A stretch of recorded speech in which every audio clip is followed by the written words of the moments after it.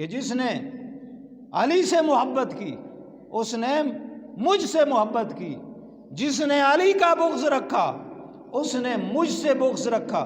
اور پھر جب یہ آیتیں نازل ہو رہی ہیں، انما یرید اللہ لیذھب، حضرت ام المومنین ام سلمہ فرماتی ہیں کہ یہ آیت میرے گھر میں نازل ہوئی، آپ نے محبوب کریم نے مولا کائنات کو بلایا، سیدہ زہرا کو بلایا، حسن و حسین کو گودی میں بٹھا کے اپنی چادر اپنا کمبل ان سب پہ اڑا کے اس طرح ہاتھ دعا مانگ رہے ہیں، مولا اللہم ہؤلاء اہل بیتی فاذھب عنہم الرجس، کہ مولا یہ میرے اہل بیت ہیں، یہ میرے اہل بیت۔ نبی تو بتا گئے 1400 سال پہلے میرے اہل بیت کون سے ہیں، ان کی عظمت کیا ہے، ان کی مقام کیا ہے، ان کا شان کیا ہے۔ تو نبی تو تخصیص کر گئے، یہ میرے اہل بیت، یہ میرے اہل بیت، یہ میرے اہل بیت، فاذھب عنہم الرجس، اے مولا کریم اس سے ناپاکی اس طرح ان سے دور کر دے جس طرح دور کرنے کا حق ہے۔ اسی وجہ سے جب یہ 5 اس چادر کے نیچے آئے تو 5 تن پاک بن گئے، اسی لیے ہم انہیں کہتے ہیں 5 تن پاک۔ نبی کی بیویاں حضور کی آل سے خارج نہیں ہیں، وہ تو بیت سکن ہیں، یہ بیت ولادت ہیں، یہ نبی کی اولاد ہے، وہ نبی کی ازواج مطہرات ہیں۔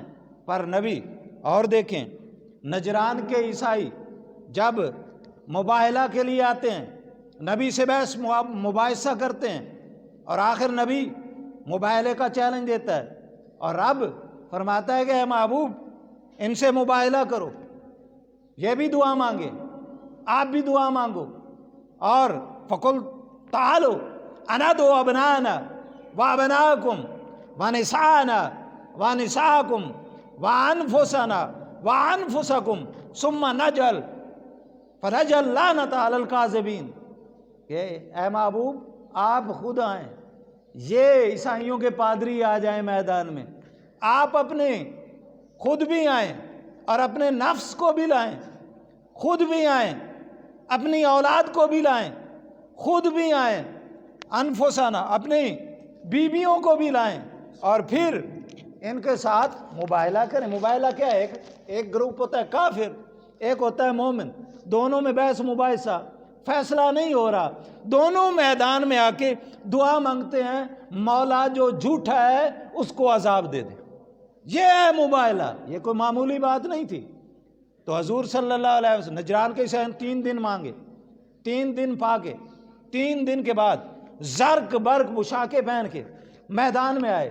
میرے نبی نے، میرے نبی خود چلے، میرے نبی خود چلے انفسنا کے ساتھ، کے حکم کے تحت علی پاک کو ساتھ لیا، انفسنا کے حکم کے تحت علی پاک کو، اور ابنانا کے تحت حضرت امام حسن، حضرت امام حسین کو گودی میں، حضرت امام حسین حسن کی انگلی پکڑ کے ساتھ لیا۔ تو ابنانا ونساءنا وانفسنا، اور نساءنا کے تحت سیدہ طیبہ فاطمہ الزہرا، یہ نورانی قافلہ اس طرح آ رہا تھا۔ آگے آگے میرے نبی ہیں، ان کے پیچھے سیدہ زہرا، ان کے پیچھے مولا کائنات، نبی کے قدموں پہ زہرا کے قدم پڑ رہے تھے، زہرا کے قدموں پہ علی کے قدم پڑ رہے تھے۔ گویا قدرت یہ بھی نہیں، قدرت کو یہ بھی منظور نہیں تھا کہ آسمان زہرا کے قدم کو دیکھے، زمین زہرا کے قدم کو دیکھے، نبی زہرا، نبی کے قدموں پہ زہرا کے قدم اور زہرا کے قدموں پہ علی کے قدم آ رہے تھے۔ تو جب یہ نورانی قافلہ، نبی کا خاندان یہ معمولی نہیں ہے، نبی کے خاندان کے بارے میں کبھی بھی نبی کی بیٹیوں کو، نبی کی اولاد کو نوح کے بیٹے سے تشبیہ نہ دیا کرو، نوح کی بیوی سے تشبیہ نہ دیا کرو۔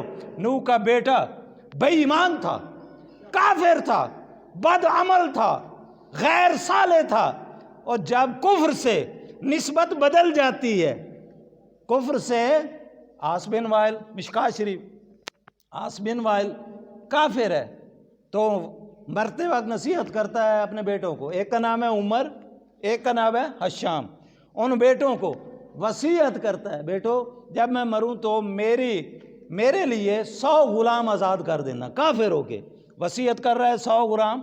ایک بیٹے نے 50 آزاد کر دیے، دوسرا بیٹا نبی کی، دونوں مومن ہیں، باپ کافر ہے، بیٹے مومن ہے، باپ نبی کا منکر ہے، دشمن ہے، بیٹے نبی کے محب ہیں۔ تو ایک نے آگے پوچھا، حضور میرا باپ مر گیا، کیا میں اس طرح وصیت کی، کیا میں اس طرح غلام آزاد کروں تو میرے بابا کو کوئی فائدہ ملے گا؟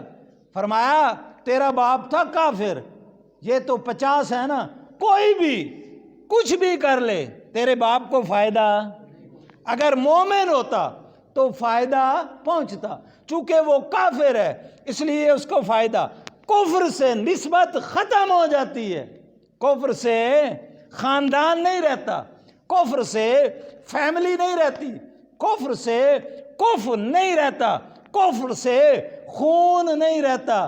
وہ نوح کا بیٹا جو غیر صالح تھا، نوح کا بیٹا، نوح کی بیوی، وہ کفار کے ساتھی تھے، وہ اللہ کے نبی کے ساتھی نہیں تھے، تو عمل ان غیر صالح، رب نے فرمایا غیر صالح، اس سے مراد یہ نہیں کہ وہ با ایمان تھے اور ان کے عمل برے تھے، یعنی ایمان والے تو تھے لیکن نماز نہیں پڑھتے تھے، ایمان والے تو تھے اور وہ زکوٰۃ نہیں دیتے تھے، ایمان والے تو تھے وہ چوری کرتے تھے، ایمان والے تو تھے تو جھوٹ بول، یہ ہے نا غیر صالح، یہ ہے، تو یہ کام تو ہم بھی کر رہے ہیں، کہاں جی ہم ایمان والے ہیں کہ نہیں؟ اس کے ساتھ جھوٹ چل رہا ہے کہ نہیں؟ نماز میں سستی ہو رہی ہے کہ نہیں؟ بعض زکوٰۃ بھی نہیں دیتے ہوں گے، بعض بے ایمانی بھی کر جاتے ہوں گے۔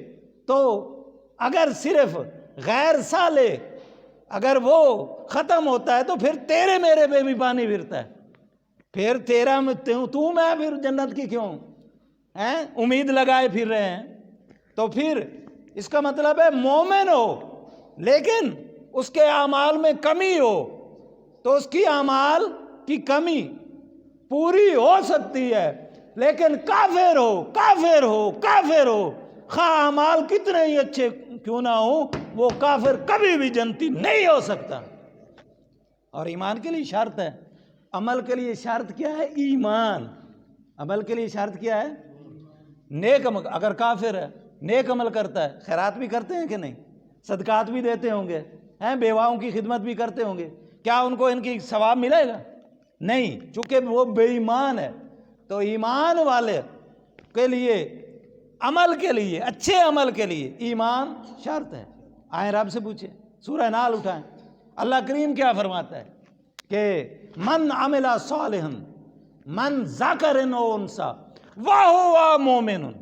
وہو مومن، کہ جس نے اعمال صالح کیے، خواہ وہ مرد ہو خواہ وہ عورت ہو، وہو مومن، اعمال صالح کے ساتھ وہ اس کا عقیدہ درست ہو، اس کا ایمان ٹھیک ہو، وہ مومن ہو، تو پھر کیا ہوگا؟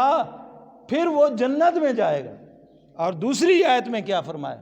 من عمل سیئۃ فلا یجزی اعمالہ، کہ جس نے برے اعمال کیے اس کی جزا اسے ملے گی۔ من عمل سیئۃ فلا یجزی، اس کے لیے اس کی، اور من عمل صالحا من ذکر او انثی فلا نحیینہ حیاتا طیبہ، حیاتا طیبہ، جس نے اعمال صالح کیے، شرط کیا ہے وہ مومن ہو۔ رب کیا فرماتا ہے؟ وہ مومن ہو، تو پھر انہیں ہم ابدی زندگی یعنی جنت والی زندگی دے دیں گے۔ تو عمل کے لیے شرط کیا ہے؟ ایمان۔ اذا فات الشرط شرط فات المشروط، جس طرح نماز کے لیے وضو شرط ہے، وضو نہ ہو تو نماز ہوتی ہے؟ نماز اذا فات شرط گئی تو عمل بھی گیا، بالکل اسی طرح ایمان واسطے، عمل واسطے، چونکہ ایمان شرط ہے، ایمان گیا تو عمل بھی گیا، اس واسطے عمل و غیر شرط۔ جب ہم سید کی بات ہوتی ہے، سادات کی بات ہوتی ہے، نبی کے خاندان کی بات ہوتی ہے، ہمارا بغض نکلتا ہے، ہمارا کینہ نکلتا ہے، اور دوسرے خاندان، کسی بھی خاندان کا تعارف رب نے نہیں کرایا. یہ ایسا خاندان ہے جس کا تعارف رب بار بار کرا رہا ہے، بار بار کرا رہا ہے. لیکن ہم جب خاندان رسول کی باری آتی ہے، جب علی علی کرنے کی باری آتی ہے، جب نبی کی پیاری بیٹیوں کی باری آتی ہے، جب نبی کے خاندان کی باری آتی ہے، تیرا میرا عقیدہ کیا ہے؟ تیرا میرا تو عقیدہ یہ ہے کہ تیری نسل پاک میں ہے بچہ بچہ نور کا، تو ہے عین نور، تیرا سب گھرانہ نور کا. یہ تیرا میرا عقیدہ. اگر عقیدہ رکھے تو، نہیں تو پھر ہمیں کسی سے سروکار نہیں. ہم صحابہ کے بھی نوکر ہیں، ہم ولیوں کے بھی خادم ہیں، اور ہم اہل بیت کے تو نوکر ہیں ہی. اہل بیت کے بغیر کسی کا چارہ نہیں. حضرت شاہ رکن عالم 100 سال پہلے، حضرت شاہ رکن عالم ملتان والے، حضرت بہاؤالدین زکریا ملتانی کے پوتے ہیں. آپ حضرت شاہ رکن عالم علی پاک من علی را دوست دارم خلق گوید رافضی، 100 سال پہلے اللہ کا ولی کہہ رہا ہے من علی را دوست دارم، کہ میری علی دے نال نسبت ویکھ کے، علی دے نال دوستی ویکھ کے، علی پاک دے نال محبت ویکھ کے، علی پاک دا ادب ویکھ کے، علی پاک دی تعظیم ویکھ کے، علی پاک دا ذکر ویکھ کے، علی پاک دی عظمت و مقام ویکھ کے، من علی را دوست دارم خلق گوید رافضی. 100 سال پہلے کا ولی کہہ رہا ہے کہ لوگ کہتے ہیں رافضی ہو گیا، رافضی. آج جب سٹیج میں ہم اہل بیت کی بات کرتے ہیں لوگ ویکھو شیعہ ہو گیا. آدھن کہ نہیں تھوڑی جہی ایسا تھوڑی جہی نسبت بیان کر دے گی جی ویکھو شیعہ ہو گیا. تو حضرت شاہ رکن عالم کیا فرما رہے ہیں کہ لوگ مجھے بھی، تو اگر علی علی کرنے سے لوگ تجھے تانا دیں تو گھبرایا نہ کر، یہ سوچ لیا کر علی علی کرنے والے ولیوں کو بھی یہ تانا ملا ہے. یہ تانا انہوں ہی دیتا گیا. اس وجہ تیری میری نسبت نہ ٹوٹے، تیرے میرا لنک نہ ٹوٹے، تیری میری محبت نہ ٹوٹے، تیرا میرا انہاں دے نال جو ایک رشتہ ہے روحانی وہ نہ ٹوٹے. آپ فرماندے نے کہ من علی را دوست دارم خالق گوید رافضی، خالق گوید رافضی. لوگ کہتے رافضی ہو گیا، رافضی ہو گیا، شیعہ ہو گیا، شیعہ ہو گیا. فرمایا کہ اگر علی دی محبت ہی رفض ہے، علی دی محبت ہی شیعہ ہے، تو پھر پس خدا و مصطفیٰ جبریل باشد رافضی. پھر میں ہی نہیں، مڑ خدا بھی شیعہ ہے، جبریل بھی شیعہ ہے، میرا آقا بھی شیعہ ہے. تو شیعہ وہ نہیں، شیعہ وہ ہے جو صحابہ کو اچھا نہیں سمجھتا. شیعہ تو وہ ہے نا، شیعہ محب اہل بیت نہیں ہے. یہ غلط نظریہ ہے ہمارا، اور ہم نے غلط کوڈ کیا ہوا ہے. تو آپ نے فرمایا کہ اگر رفضی محبت اہل بیت رسول ہے، علی کی محبت رفض ہے، تو علی سے تو رب بھی محبت کر رہا ہے. محبت کر رہا ہے تو اس کی شان بیان کر رہا ہے نا. قرآن میں قیامت تک علی کی شان موجود ہے.